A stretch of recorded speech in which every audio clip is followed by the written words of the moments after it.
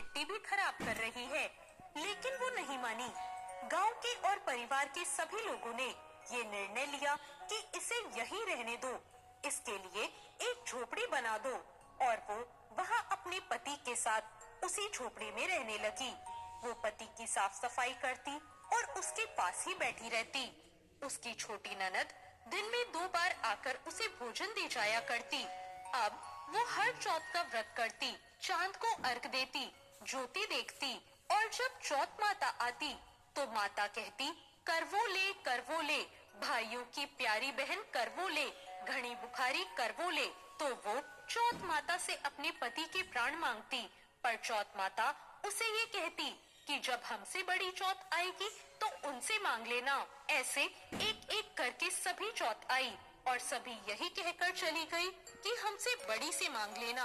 और इसके बाद अश्विन की चौथ आई। वो बोली, तुझसे कार्तिक की चौथ यानी करवा चौथ माता नाराज है, वो ही तेरा सुहाग लौटाएंगी। तो ऐसा कर, करवा चौथ माता के लिए सारे श्रृंगार की तैयारी कर ले और जब वो आए तो तू उनके पैर मत छोड़ना।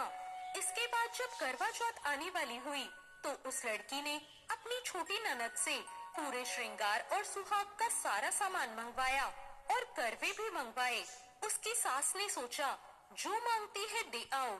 साहूकार की बेटी ने करवा चौथ का व्रत रखा और चांद निकलने पर अर्घ दिया, चौथ माता की ज्योति करी और जब चौथ माता प्रकट हुई तो वो बोली, करवो ले, भाइयों की प्यारी बहन करवो ले, दिन में चांद उगाने वाली करवो ले, घड़ी बुखारी करवो ले। तब उसने उनके पैर पकड़ लिए और उसने कहा, माता मेरा सुहाग वापस करो। चौथ माता बोली, तू तो बड़ी भूखी है, 7 भाइयों की प्यारी बहन है, तुझे सुहाग से क्या काम। तब वो बोली, नहीं माता, मैं आपके पैर तब तक नहीं छोड़ूंगी जब तक आप मेरा सुहाग वापस नहीं करती। चौथ माता बोली, अच्छा ठीक है, ऐसा कर, चूड़ी दे, बिंदी दे। और एक एक करके उन्होंने उससे 16 श्रृंगार का पूरा सामान मांगा। उसने माता को वो सारा एक एक करके दे दिया। माता ने कहा, लगता है तुझे कोई सिखा के गया है। उसने कहा, नहीं माता, ऐसा कुछ नहीं है। इसके बाद चौथ माता ने अपनी आंखों से काजल निकाला, नाखूनों से मेहंदी निकाली, मांग से सिंदूर निकाला और चुटकी उंगली का छींटा दिया।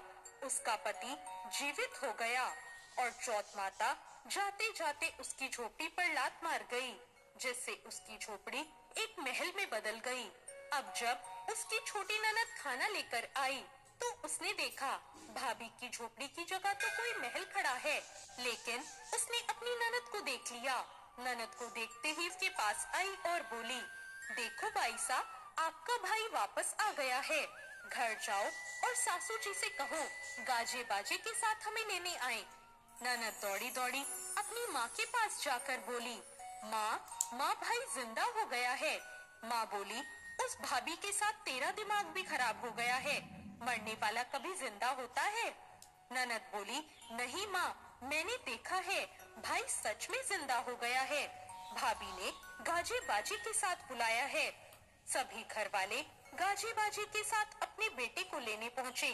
बेटे को जिंदा देखकर सास बहू के पैर छूने लगी और बहू सास के पैर छूने लगी।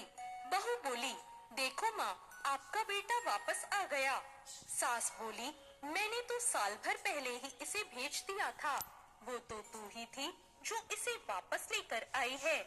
हे चौथ माता, जैसे साहूकार की बेटी के साथ पहले किया वैसे किसी के साथ मत करना और जैसे बाद में उसे सुहाग दिया वैसे सबको देना। आप सभी पर चौथ माता की कृपा इसी तरह बनी रहे। जय चौथ माता।